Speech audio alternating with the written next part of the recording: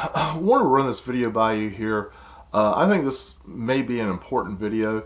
I'll leave that up to you to determine, but I want to talk to you about, this is a follow-up to a video that I made the other day about my expectations for setting up a Shopify store, and saying that my minimum expectation for a Shopify store was $1 million. That level of sales is what it takes for me to get excited about being involved in the formation of a store. Well, got some comments that was ridiculous, that,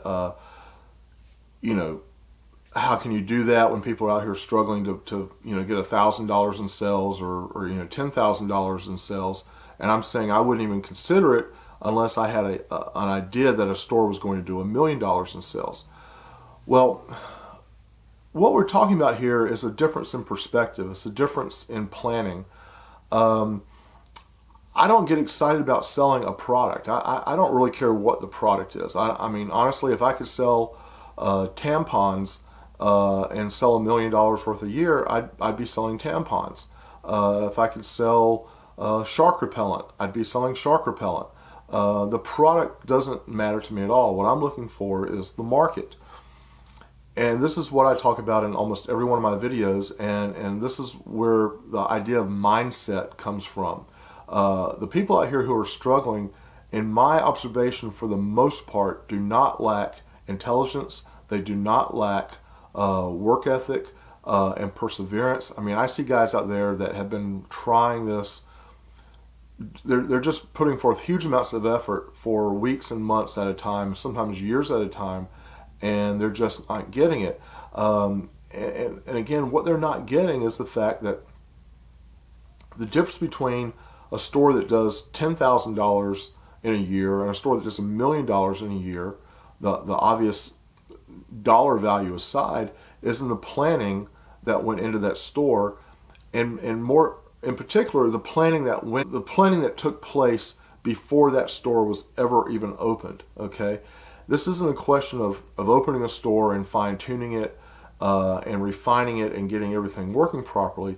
This is a question of starting from day one with the expectation that you're going to sell $1 million in product, and then coming up with a plan on how you're going to do that.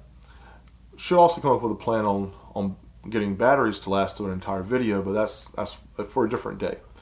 When you're looking at product selection for a store, if you've said, here's my goal, $1 million a year in sales, you've got to find products that you can realistically move in the volume necessary to generate and maintain $1 million a year in sales. You've got to find products that appeal to a broad enough audience to generate $1 million a year in sales. And if you do what I do, you have to look for associated products that can also come in and contribute to the overall success of your store. So if somebody buys, item A, hopefully you will be able to entice them to buy item, B and C and maybe D while they're there, because these are things that go hand in hand with a product they've already purchased. So it wasn't arrogance. It wasn't any kind of, there was no bragging intended when I said, that was just my level of expectation for a store, my minimum level of expectation for a store. Guys, I think that should be your minimum level for involvement with a store. I don't believe in telling people they can make a living at something only to give them the information and the tools they need to make it a hobby. I'm trying to give you the tools you need to make a living at this, and not just eke out enough money to pay the rent, but enough money to buy the friggin' apartment building. That's where I'm coming from. I don't want to use any kind of classical, stereotypical language and say, oh, well, you're thinking too small. You're not working hard enough, or things of that nature, because that's not true. You just need to think in a different way. When we talk about designing a store to do $1 million worth of business, the work involved in setting a store up to do $1 million worth of business is exactly the same as the work involved in setting up a store that is only going to do $10,000 or $20,000 worth of business. It's exactly the same. You go through the same process. Maybe some level of success here you can attribute to, again, the standard basics: product descriptions, photographs, videos, proper spelling, proper punctuation, good grammar, things of that nature. Some business you can attribute to that, but for the most part, it's all the same. We're doing exactly the same steps.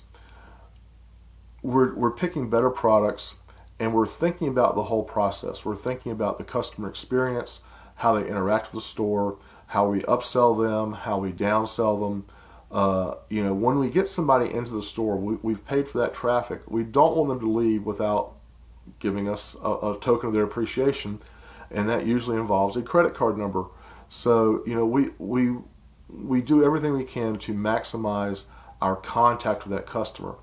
A lot of people set up stores where it seems like their idea is that they're going to sell something really quickly and move those people right on out of there. We don't want to do that. We want to sell them. We want to sell them again and again and again, and then we want to come back a week or a month or a year later and we want to sell them again. Our plan is to maximize contact with that customer, and we had that plan from day one, and our store is designed to facilitate that. So, I'll end this video here. It's just, I just wanted to hit on the mindset, hit on this idea that, we're not working any harder than you are. We're just working differently. And in the videos that we put up, we strive to tell you, what it is that we do differently and what I do differently in terms of running ads, how we choose products, how we set up stores. And we keep saying the same thing kind of over and over. And I just ask that, you consider these things, because this is how I come from a big business background. This is how big businesses become big and stay big. They choose their market and then they choose their product.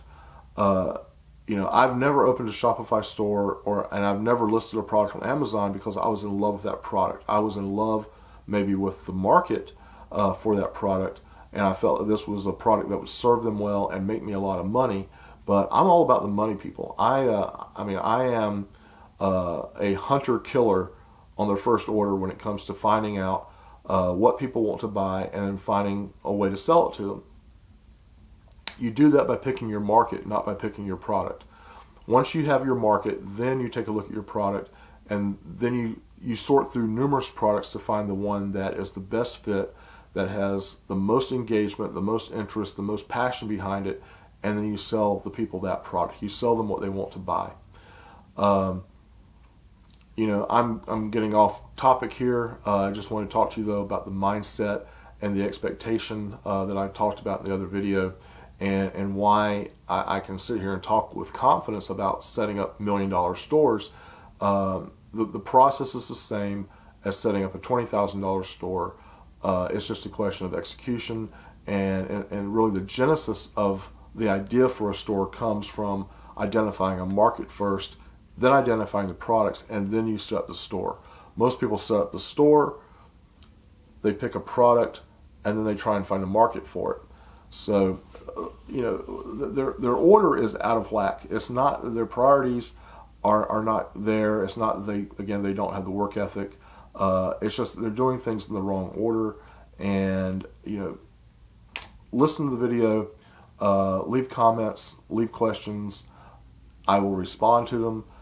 If you have not done so, please hit like and subscribe, and we will see you in another video when I have new bulbs.